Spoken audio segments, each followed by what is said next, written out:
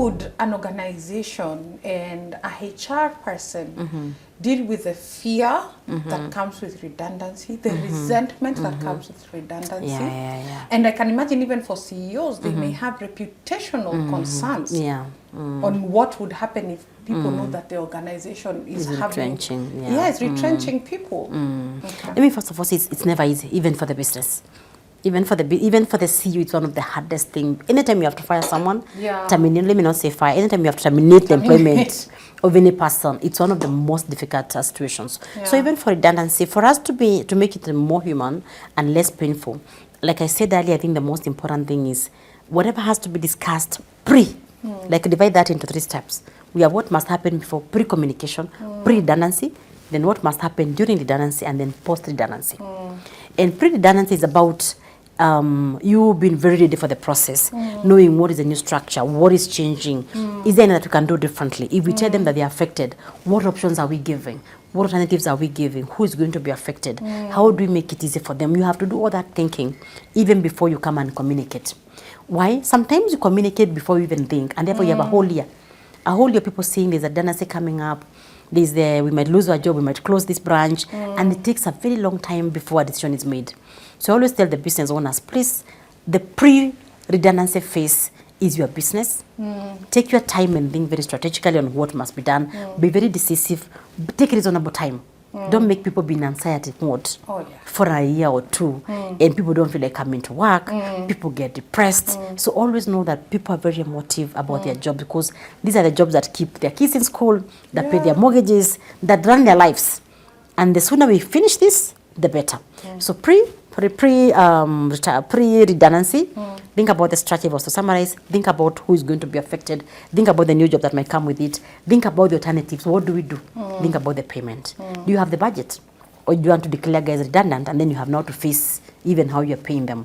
And even as you're facing who is communicating, think about the communication plan. When do you communicate the whole team? How do you handle the anxiety that comes with that? Do we need support?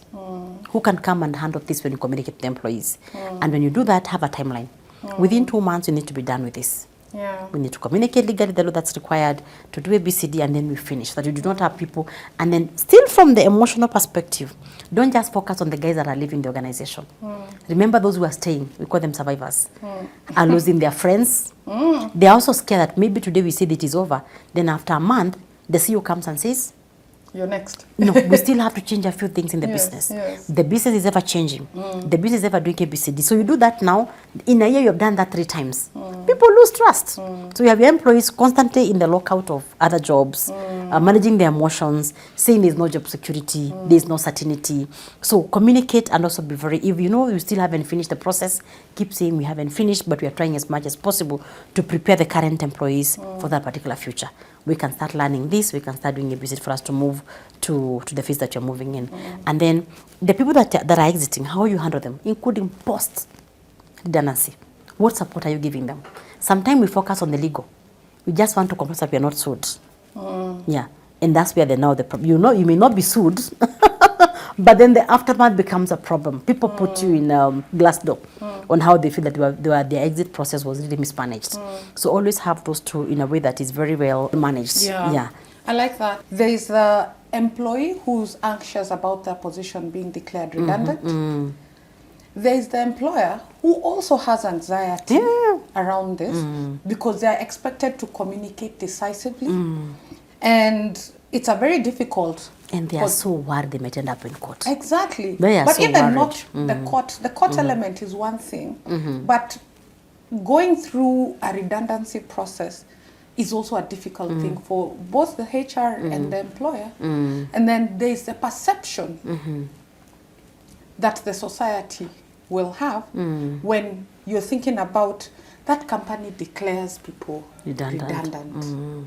Do I want to be a part of such an organization? So there's also the reputational risk. Now I've forgotten the 4th one.